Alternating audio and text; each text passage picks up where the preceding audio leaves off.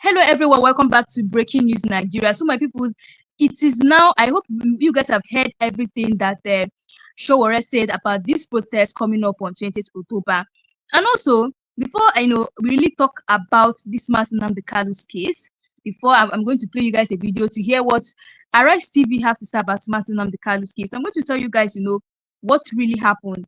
Now, there's this news. They say that Tinubu government has now secretly obtained a court order. Yeah, they said secretly obtained the court order banning any protest demanding Nnamdi Kanu's release, especially near Aso Villa and other sensitive areas. Like, guys, this means the government is officially using the court to stop Nigerians from protesting peacefully. And now Nigerians are reacting seriously online. One person said, "I thought Nigerians had the right to protest.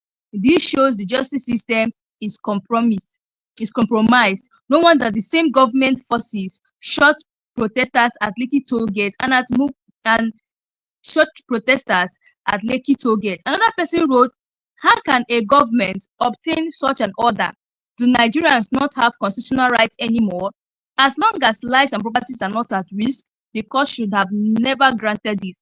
Then someone else said, "What is wrong with this government? You pardon drug dealers, negotiate with terrorists, but can't free a man who the court already said should go." Another person concluded, "This is exactly why the protest is inevitable.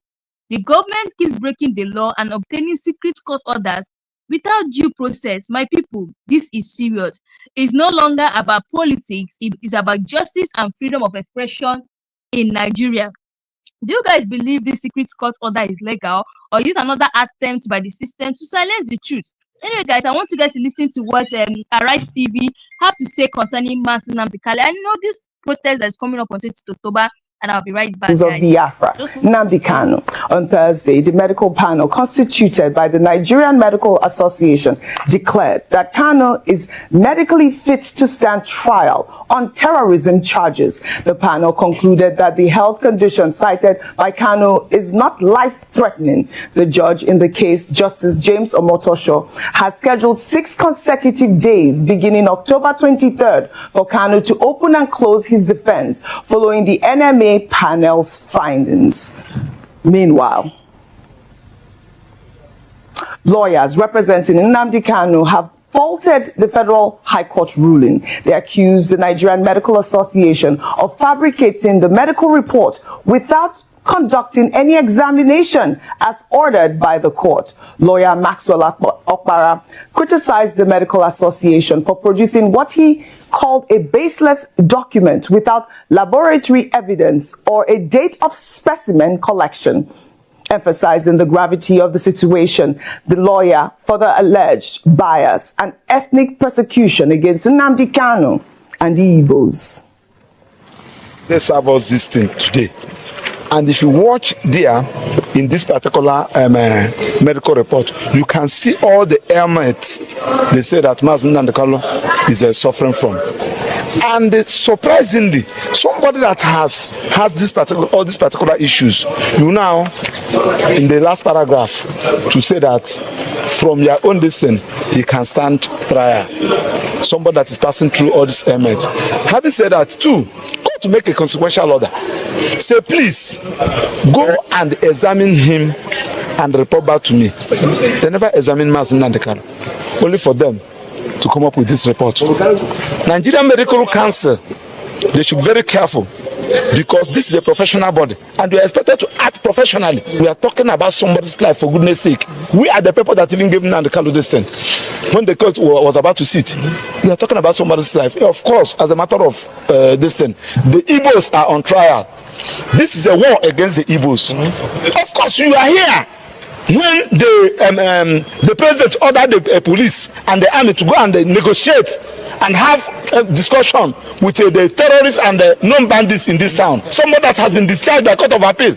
So we don't want to go into that. This is a trial. Again, these Igbos are on trial. This is a persecution, not a prosecution.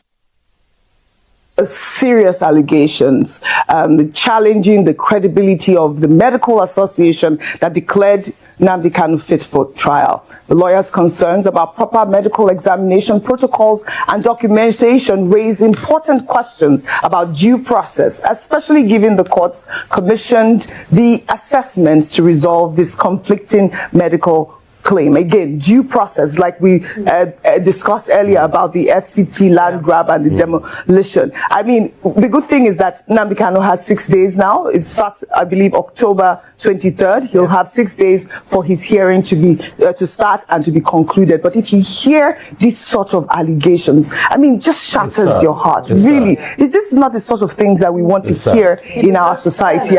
Really, just one quick comment, and then we'll take our good news report. The quick comment is that he deserves fairness. Yes. You know, especially in terms of his well-being. You know, and it's not the first time these allegations are coming up. Remember before, you know, he didn't have a change of clothes. He has gone through a lot in detention. I'm glad that the case is now being fast-tracked, because we also know that there are protests that have been planned that are coming up soon. But in all of this, whatever the evidence says, whatever the final conviction will be, he deserves fairness. Right. And justice is about fairness. Well said, Mumbai. Justice is about fairness. It can't be all doom and gloom in Nigeria, can it really?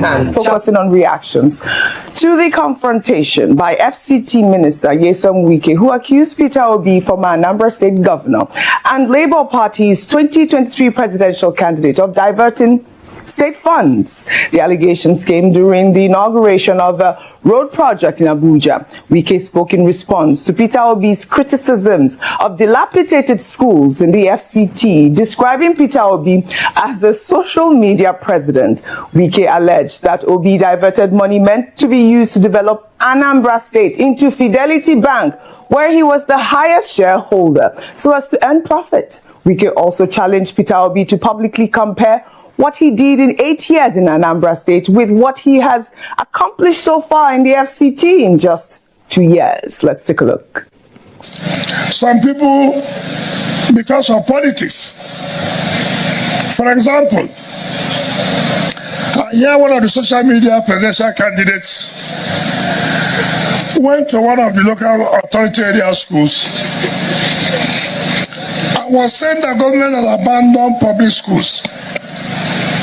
In particular, his name is Mr. Peter Obi. It is not everything you must play politics. But let me say this. Peter Obi, you were governor for 8 years in Anambra State. If you have finished all the jobs in 8 years, nobody will be talking about developing Anambra by now. 8 years. Instead of developing Anambra, you took the money and put in the bank you have interest, Fidelity Bank. Anambra State had problems. The money was there to develop Anambra State. You only prefer profit and put the money for the development of Anambra State in the bank you have the largest share, and Anambra will be suffering. Can you really say you love this country? If I were you, why not be quiet? Enough is enough. You cannot be president of Nigeria only when you go to one IDP. Oh, I want to go for a birthday party. I want to do my birthday party in IDP camp. Who is interested in all those things? Enough is enough. These are serious accusations, and he's saying that, you know, who is interested in all these things? I get the kids in the IDP camps. They do care when people come and visit them. I mean, maybe that's what the FCT minister fails to understand at this point. But these are serious financial misappropriation allegations. The burden of proof, like I always say, lies with the accuser. Well, reactions have already trailed this, and I'll take some tweets. Ugo wrote on X, I was wondering if after ranting, Wike has gone to inspect the said school will be visited and ensure renovations start in earnest. That's how to shut opposing voices, not by making noise and neglecting the project afterwards. Well, another X user wrote, Dear FCT Minister, sir, so when you were following Obi up and down like a handbag to learn from him on how he managed finances, boasting of education, upgrades, facilities, techs, power, equipping and reforms, etc., so you could go to federal and replicate, was he not saving money at the time? And that's the question out there. A lot of, Peter Obi's supporters, in fact, they have pulled up an old video showing where Wike acknowledged Peter Obi's performance while he was governor of Anambra State. Let's take a look. Let me thank the people of Anambra State for giving us somebody like Peter Obi.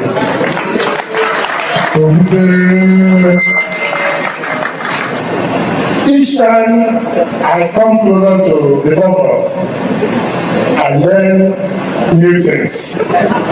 New things in the sense of his commitment to his job.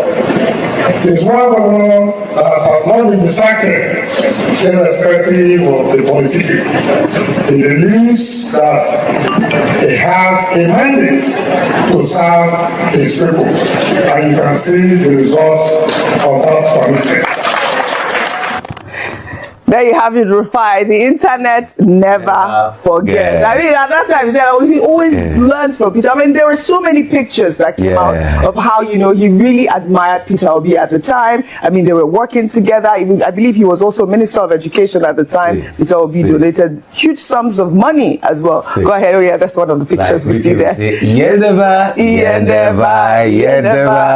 you didn't do it, is it not the same Wiki that as our last election said that Peter Obi is the hero of that election?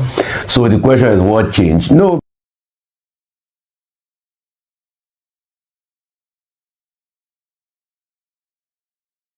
So guys, let's actually, look into this matter. I'm sure you guys have listened to what Arise TV said about Wike and also about Mazi Nnamdi Kanu. So my people, this one, you really choke. This breaking news really choke.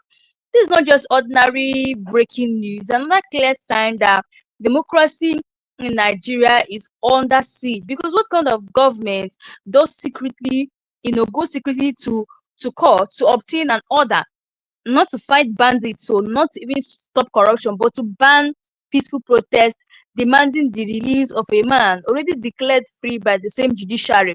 Let's be real, this is not democracy anymore. This is fear. A government is afraid of the truth. Now, the Tinubu government, instead of addressing the injustice around Nnamdi Kanu's detention, is allegedly using court orders to silence people. This move exposing something deeper. It's no longer about Kanu alone. It's about continuing the narrative and suppressing these things. Now, this is what it says. Looking at my screen, it says Tinubu government filed suit to stop Showore and others from organizing October 20 Free Nnamdi Kanu now protest. Like, so that the president went to file a suit to stop the protest that's going to happen on 20th October. But I'm not sure it's going to happen at all. In my own opinion, I'm not sure that the protest is going to stop. And people have been reacting, saying that if the government don't want them to protest, why don't you just release Mazi Nnamdi Kanu before that date?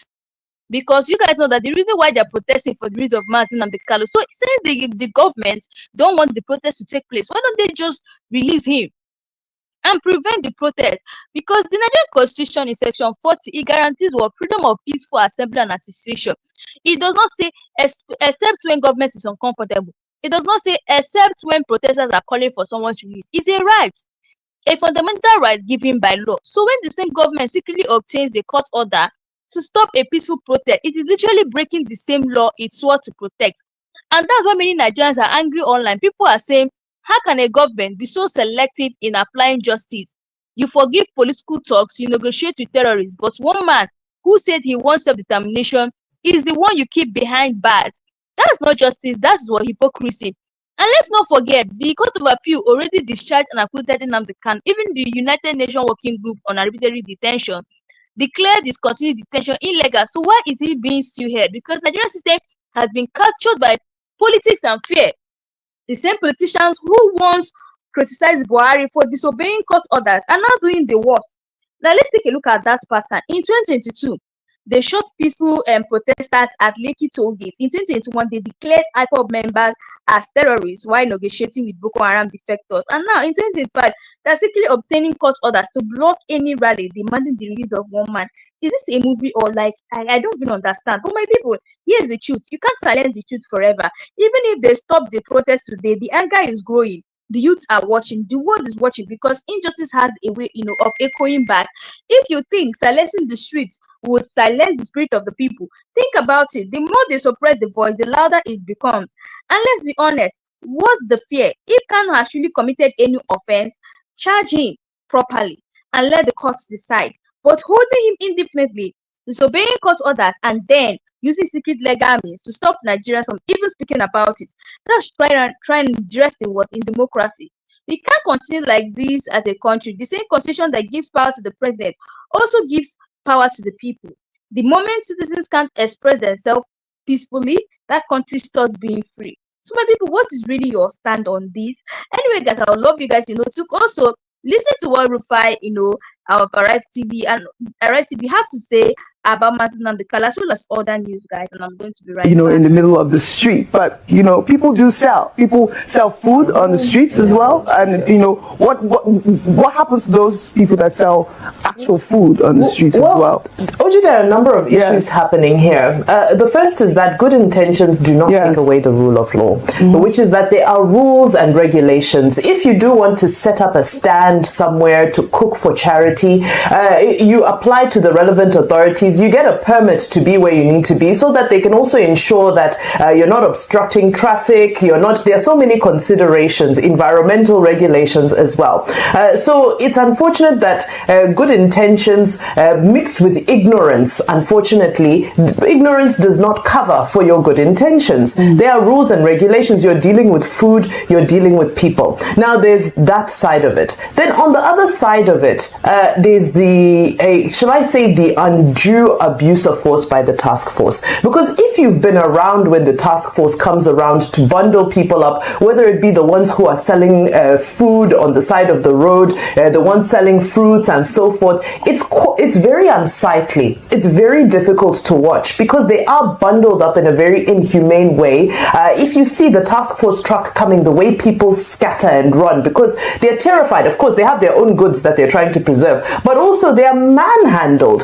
So I think that we need to figure out how to engage when it comes to enforcing the rule of law, because you find that in most instances we're either too lenient or we're too aggressive. It takes me back to the issue that happened around remember the Ibom Air and how the lady was handled and so forth. So if the enforcement agency, even when they are within their rights to enforce, how do we go about it? You can't manhandle. Now hot oil has spilt on her. This isn't a crime that is punishable by being burnt, scalded by hot oil. They could have just done it in an orderly way. Now, last but not least, I heard the lady saying somebody should go live. This obsession with attention needs to come to an end. But everything cannot be about going live. We cannot switch on ring lights for every issue that happens. We can't, because it now begs the question, what is her real cause? Was it really charity, or was it popularity? Was it a publicity stunt? Was it truly charity from her heart, or was it just a way to try and get popularity? Those are the questions. Like I said, she's been posting these videos for a while, right? And I'd like to take a comment from Tokumbo Wahab. He posted a response to this video on X, and I'll read just an excerpt of it.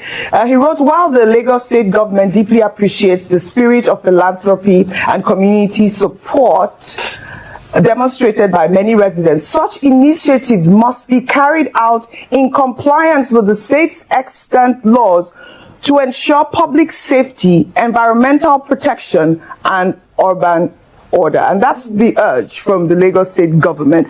Please, there is no discouragement in charity work. We cannot discourage charity work, but it has to be done according to the law, and it has to be safe. Well, I hope that, I did see a video of the lady going to a spa to get her hand healed. I hope that she gets healed really quickly.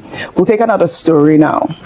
The Nigerian Civil Aviation Authority has debunked allegations made by Senator Orji Uzor Kalu, who claimed that some pilots in Nigeria smoke Indian hem, and get high before flying, attributing many runway overrun incidents to drug use and poor regulatory oversight leadership. The allegations were made during plenary as senators debated a motion on strengthening aviation safety in Nigeria. Kalu criticized aviation regulatory agencies, including the NCAA, for allegedly failing to properly monitor pilots' leadership. Let's take a look. Some of the pilots are not prepared. Some of them use India hemp. Yes, it's true. Some of them smoke India hemp, and some of them are not properly audited by the authorities.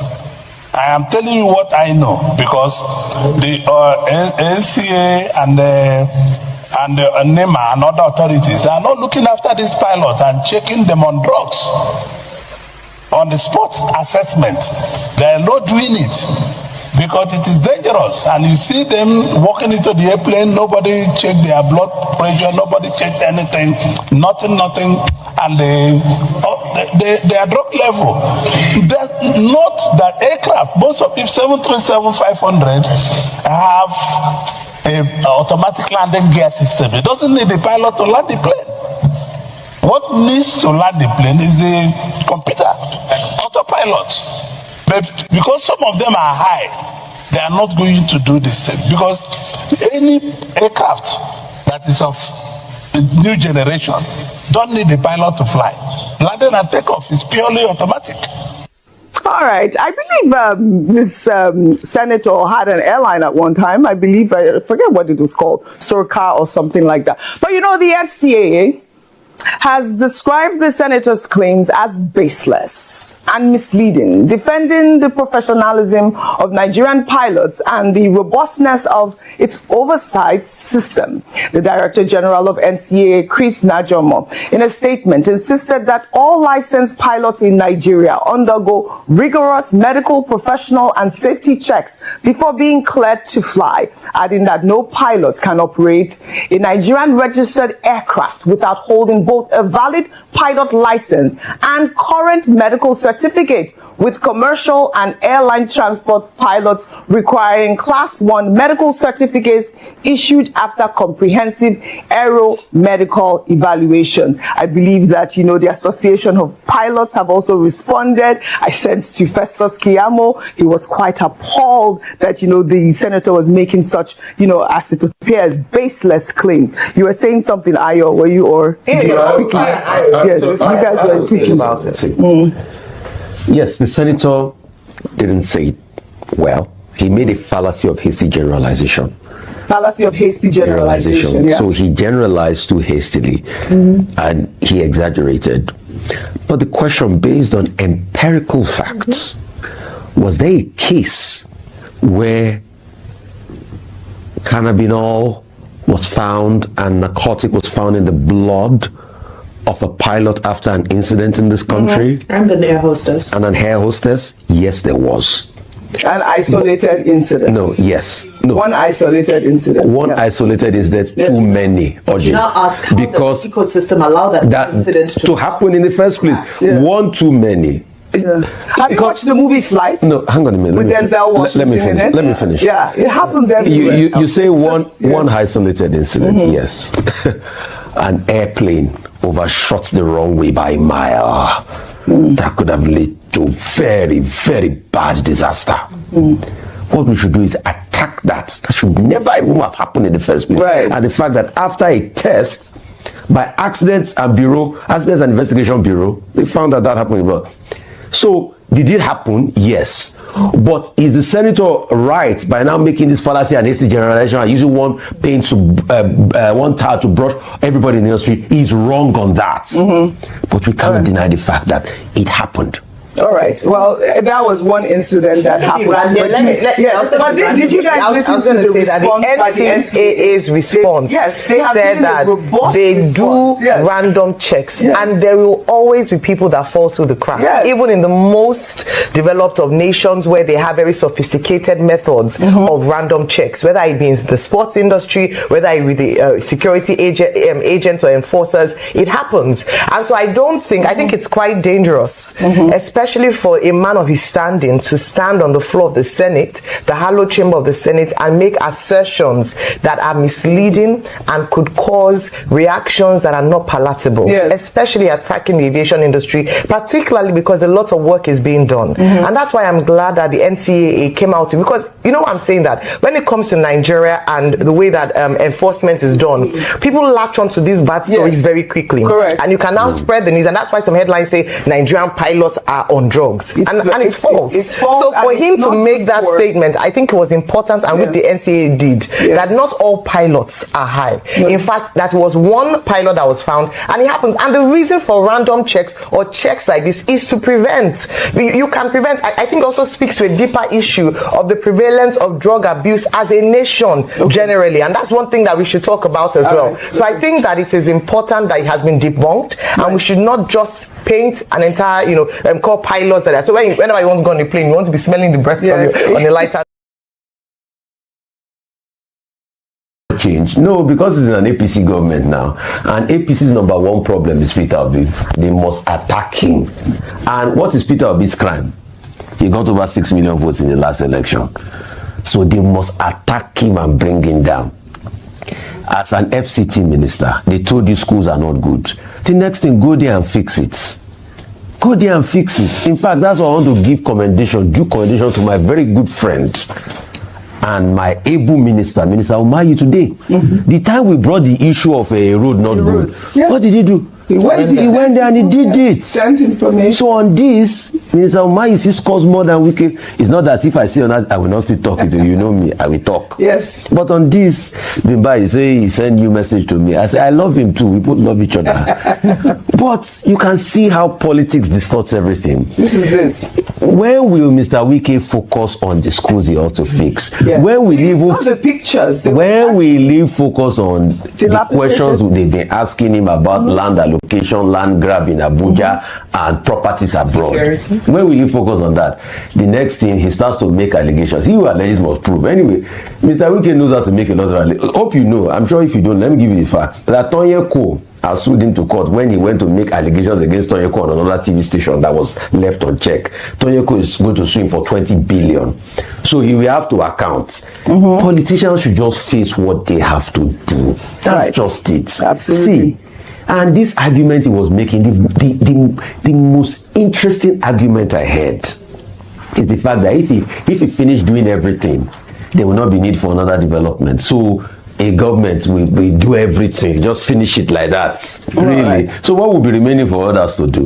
All right. Mr. Wike, you have tried in your own regard in some areas. In some areas you have not tried. Focus on your work and stop saying things that are not empirical, Jerry. These are the issues. The same man you are praising. You were talking about the FCT and land grabbing. I'll take this story so that we can actually discuss that. Meanwhile, operators at Trinity Gardens in Maitama claim that they are being forcibly displaced. After 14 years of lawful operation, the business owners allege that the green area they developed has been reallocated to a newly incorporated company despite having proper documentation and following due process. Well, according to the operators, after green area allocations in Abuja were revoked earlier this year for vetting, they submitted all required documents, including a valid sublease agreement, updated ground rent payments, and a letter of intent from the Abuja Metropolitan Management Council. However, they discovered their original plot number was changed, with a fresh right of occupancy issued to Abuja City Works Limited, a company incorporated in June that receives its rights of occupancy in July. The operators claim that despite taking the legal route and filing a court matter, they received a 24-hour quick notice this week, resulting in 68 staff members being displaced. Now let's listen to a mother of one of the business owners who's also a widow. There's no job, and I set up a job for my children. And something like this will just come up someday, demolish millions of naira here. No notice was given. Nobody told. They didn't tell us anything. No, at least if you're coming to discuss somebody something, there should be a dialogue. There should be a round center table. me, all I know, the God of the widows, the God of the fatherless, if Wike is drinking water, that water Wike is drinking, he is drinking the anger of the Lord forever and forever.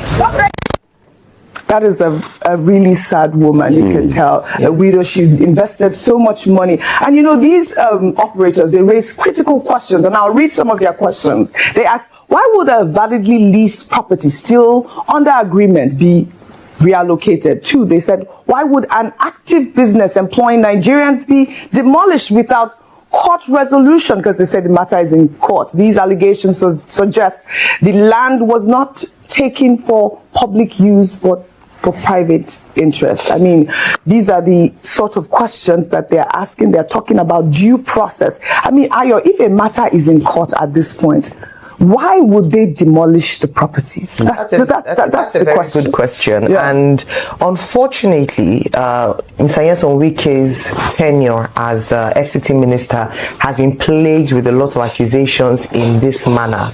And accusations of land grabbing in fact. It was very sad to see that woman, and she speaks to a number of people in Abuja who have unfortunately undergone that fate. When you say a number of things are in question. Number one, the respect for the rule of law. Number two, investor confidence. And this is what we always talk about when issues like this come to the fore.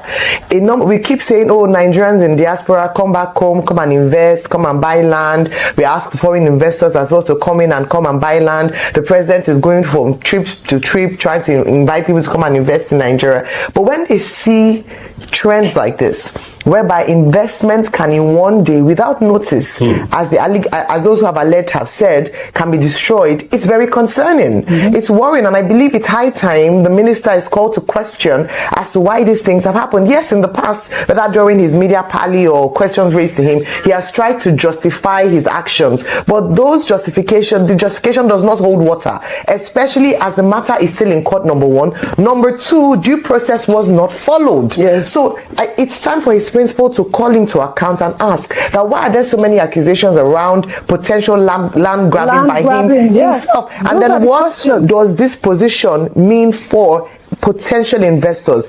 OJ, there's some parts in Nigeria now that people are saying they will not touch with a pole when it comes to investing because they are not sure what would happen to their investment overnight, and that's very worrying. Yes. We must provide an enabling environment for investors to be confident enough that their investments are safe. Yes, and it's not happening in Abuja at the moment, so we need a clarification. Response, from the FCT Housing Authority as well to regards to this allegation of land grabbing and of course displacement of people that have worked years. All right. Meanwhile, in Lagos, officials of the Kick Against Indiscipline Task Force arrested Nollywood actress and philanthropist Sarah Martins while she was cooking for charity on the street Maiden. The visibly distraught actress alleged she was harassed and injured during the encounter, with hot oil spilling on her hand during a scuffle as she attempted to distribute free meals to the less privileged. The Lagos state government, through an official statement, confirmed that the operation was part of an enforcement drive to maintain order and keep the area clean. The government stated that cooking on a public road median violates safety regulations, justifying the actress's arrest and the seizure of her equipment. It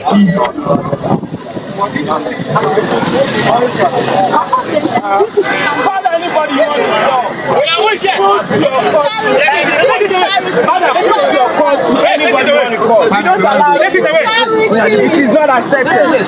Oh yeah, madam.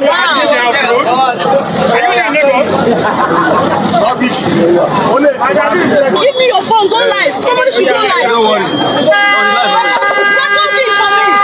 Record this.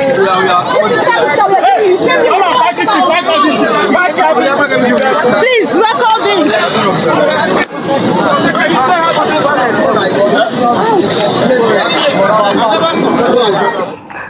Well, the actress, I hope that she's fine. Rufa, you were asking who wants to eat the food that is on. I think she's been doing this for a while. If you follow her on her Instagram, she does it for charity. No, but and she cooks right there. Audrey, but if you are going to do charity, remember that human beings have dignity. Yes, so those How are some of the questions that open space for people? I mean, packaging. In any way, the incident has sparked a widespread debate online regarding the balance between humanitarian efforts and maintaining public order, while government's position on safety regulations and environmental orderliness is understandable.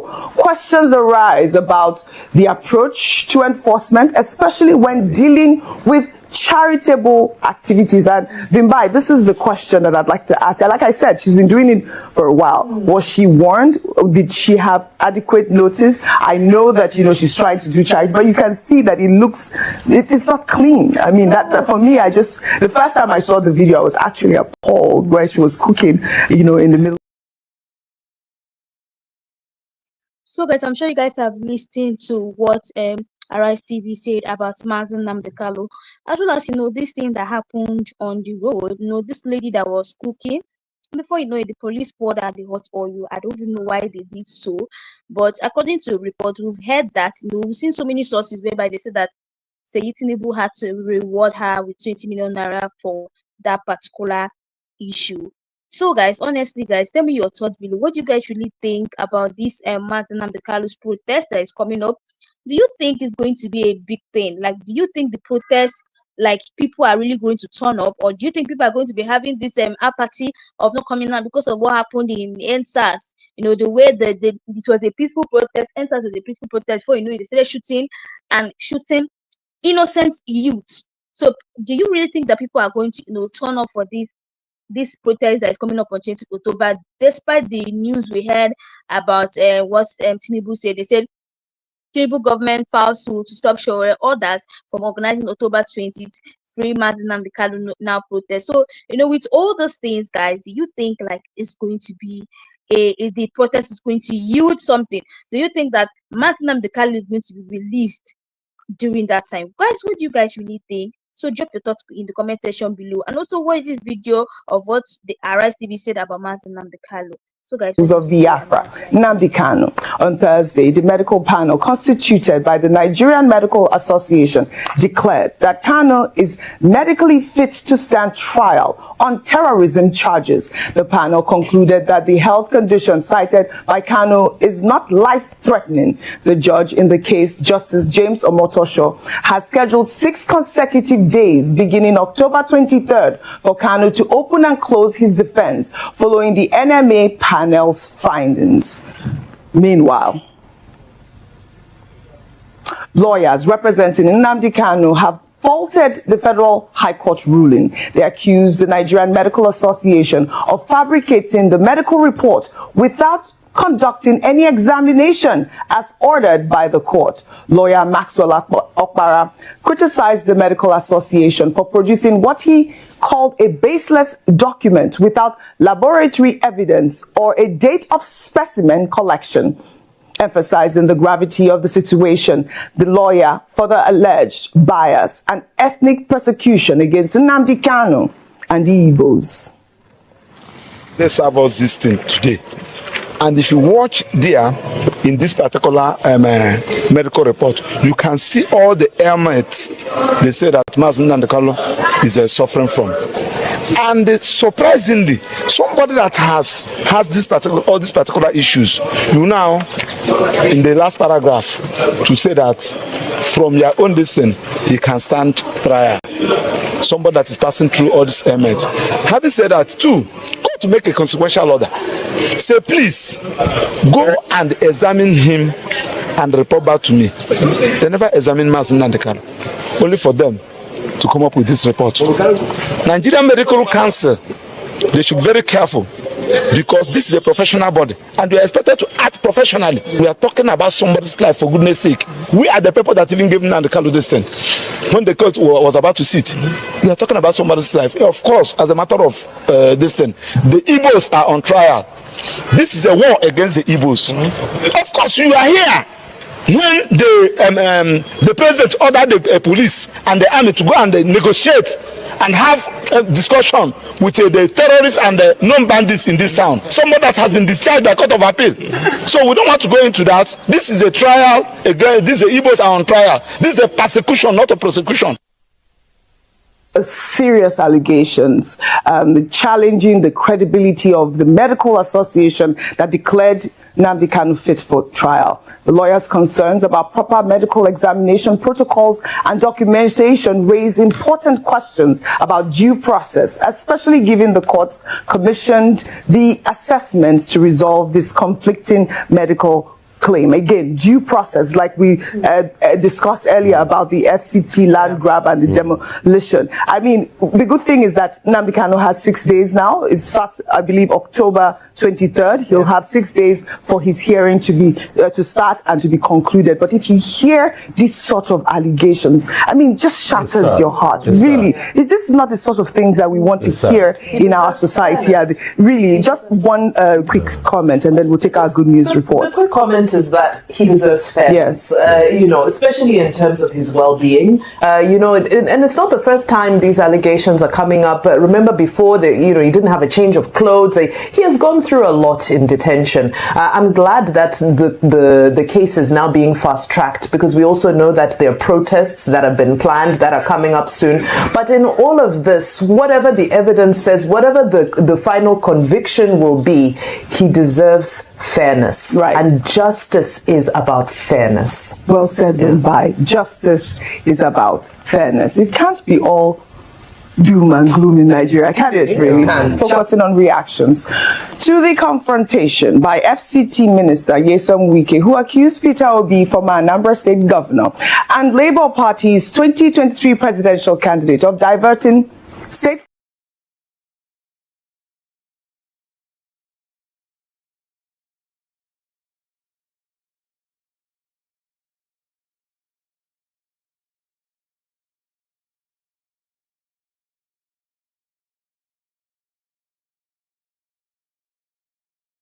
on notifications to be getting all the latest news in this channel. So guys, thanks for watching. See you guys again in my next live section.